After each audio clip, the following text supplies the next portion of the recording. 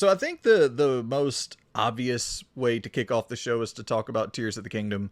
I haven't had a ton of time to play it. I've put about 4 or 5 hours into it so far. Um, for those of you who don't know, I know those of you who have been around for a while know, but I have never played a Zelda game in my life. Never Ocarina of Time, never Breath of the Wild, never Wind Waker, never any of the Zelda games. I've never even touched one. So this was an interesting experience for sure. I gotta say this. First off, the game is extremely high quality. Like, it's just a very well made, polished, open world game. And out the gate, that absolutely deserves its credit. Is this, from the 4 hours I've played so far, is it going to be something that absolutely hooks me to the end, that I see through, that I finish? I don't know. I'm not 100% sure because I'm just so out of the loop with the narrative. I have no idea what's going on in this story. These characters that they're talking about, the way that it's presented, though, I will give them credit for that. I think it is actually presented really well. I'm surprised that the production value is as high as it is for like some of the cutscenes and shit. I really wasn't expecting much voice acting, much cutscene action going on at all. So that alone has kind of shocked me. But it's not like a story dominant style of game.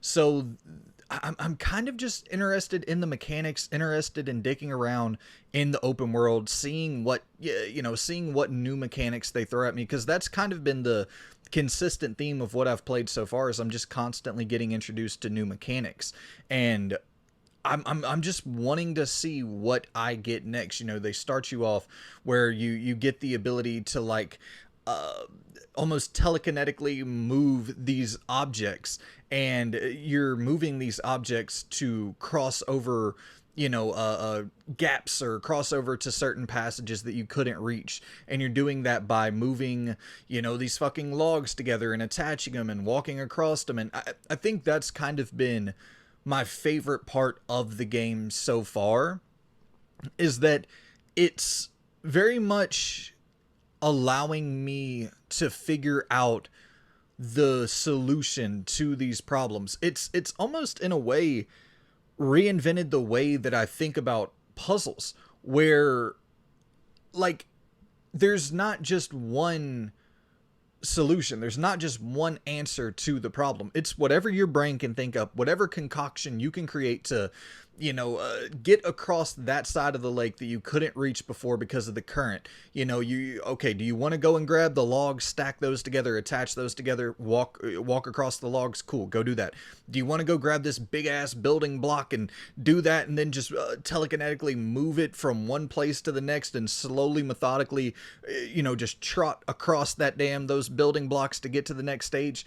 Cool, go do that. Like, it allows you so many different ways to find solutions to these puzzles. And I think that's been my favorite thing with this game so far. The combat's really simple from what I've played so far, but I do like, once again, including the building mechanics there, where you can fuse the different weapon properties. So you can go and grab a boulder, attach it to your shield, and now you got a fucking shield or a boulder for your shield. You go and grab a whatever the case may be, and you stick it to the end of your sword, and now or the end of your what's those fucking long, like the long stick things, the staffs, and now you got like this extra stab effect going on at the end of your staff because you fuse something to the end of it. Like, I really do enjoy the amount of because, like, when I'm walking around in the world, it's not just that I'm looking for things to pick up for health items and for items to combine for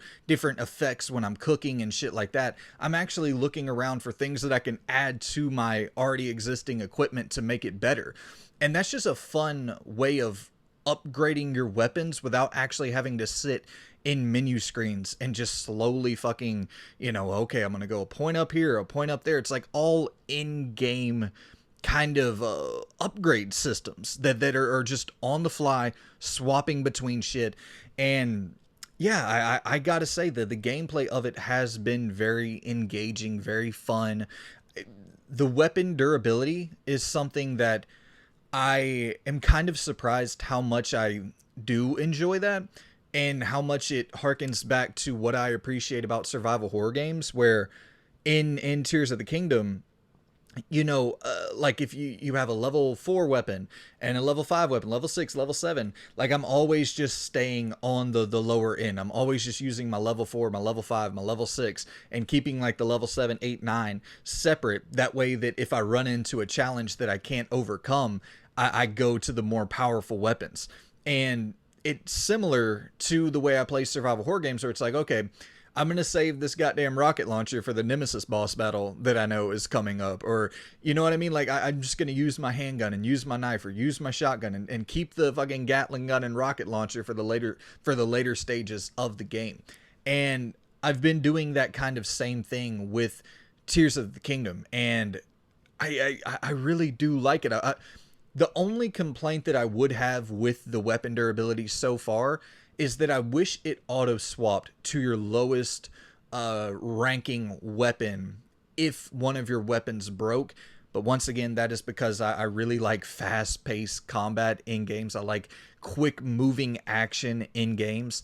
And I think it just breaks up the flow a little bit whenever you have to go into the menu, select the next weapon that you want to equip.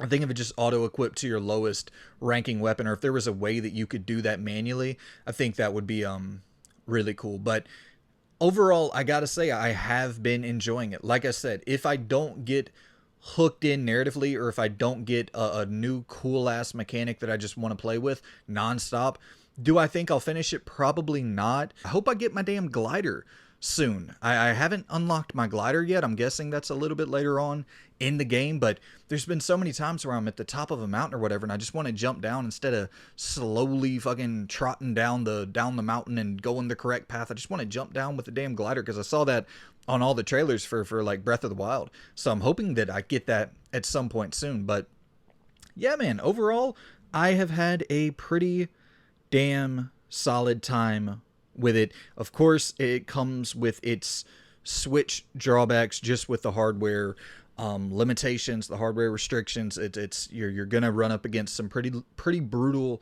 loading screens at times. I don't think it's overall the most satisfying game to look at. I think it has a good art style, a good art direction, but in terms of like, it's not gonna knock your socks off on any graphical or performance level. It's functional, and the frame rate stays pretty consistent from what I've played so far. It hasn't been anything jarring that's like broke my experience or anything like that, but it's obviously not a technical powerhouse by any stretch of the imagination. I imagine that it's probably a technical powerhouse for the Switch, but it has its hardware limitations, and that's something that you kind of just have to expect at this point. But yeah, man, it's been a damn fun game so far, and I definitely will play more of it. How much more of it will I play? I don't know. But it kind of comes back to the thing that we've talked about before, of how I feel about Resident Evil. It's probably the same way a lot of people feel about Zelda, where it's like, to me, RE4 the remake's like an absolute Game of the Year lock. And for people who don't have that nostalgia, they're like, what? No, that's not a damn Game of the Year. It's a great game, but it's not a Game of the Year lock. And for Tears of the Kingdom, for me, is it unless I just am completely blown away, which, next week I'll come in here and give you my full thoughts on it. Is it right now looking like it's going to be that Game of the Year style contender for me? Probably not, but it's just a really great, like, it's objectively a great, well-made video game. And anyone disputing that, I don't understand how you could really dispute that. It's just a very, very well-made, good open world game.